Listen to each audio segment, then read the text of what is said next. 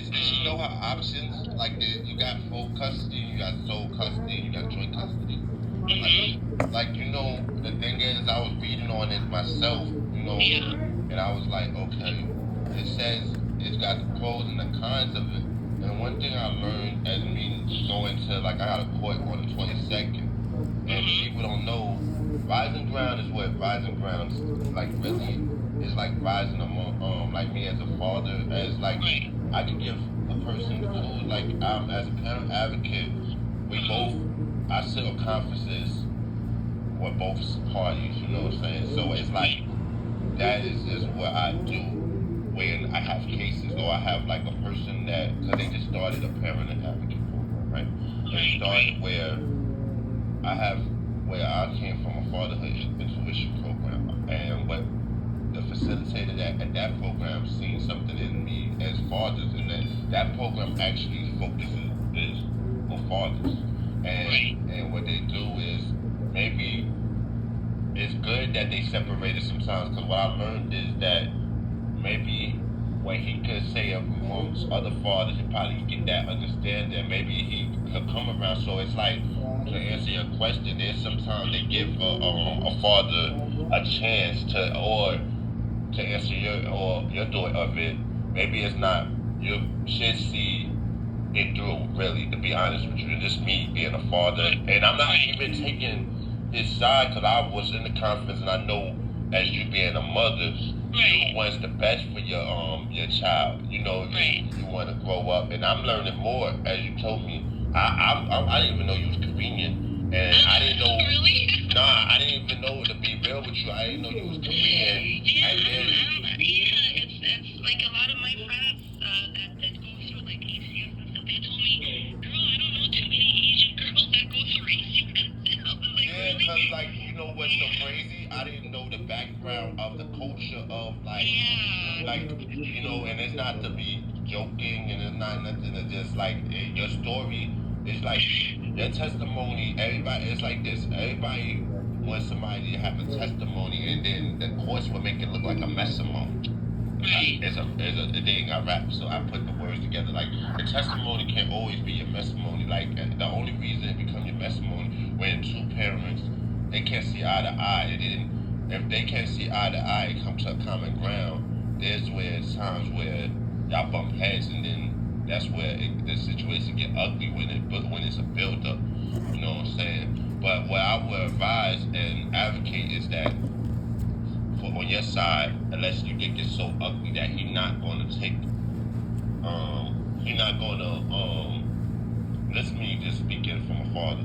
Like, I was giving my opportunity to see whether you see any type of change.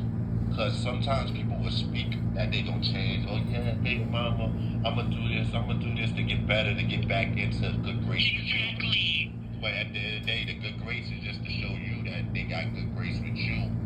But at the end of the day, as a father, sometimes we don't have to tell you that we working on ourselves. Because at the end of the day, we might have a different bond with our child. Sometimes it might what we like in my situation.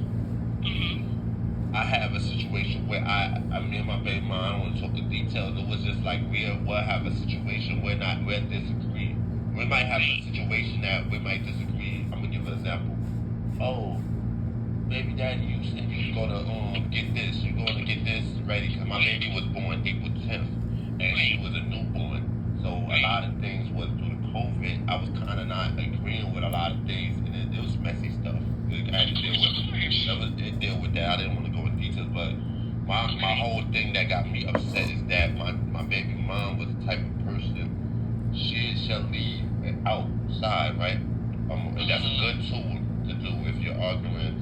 Go. They always tell a woman, remove yourself from the person that's being aggressive. I was not really the aggressive, but one thing I learned in life is your tone. Sometimes a tone can make a woman look at it like, dang, this is not how he was. This is not how he was. This is not how he was. So, but you know what he is to you.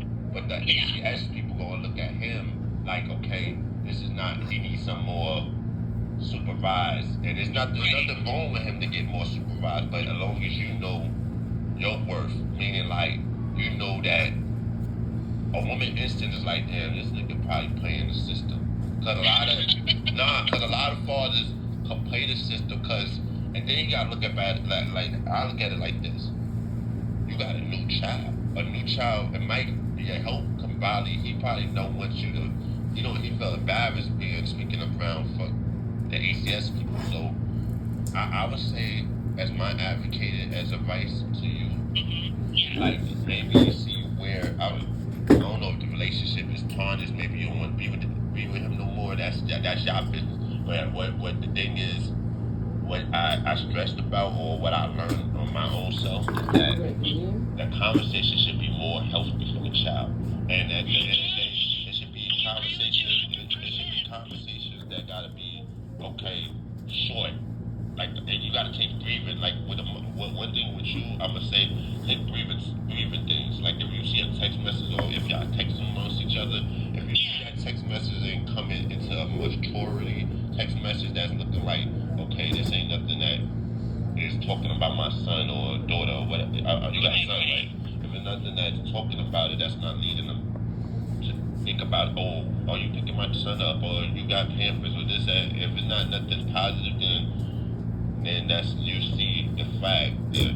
They keep on being the same red flag.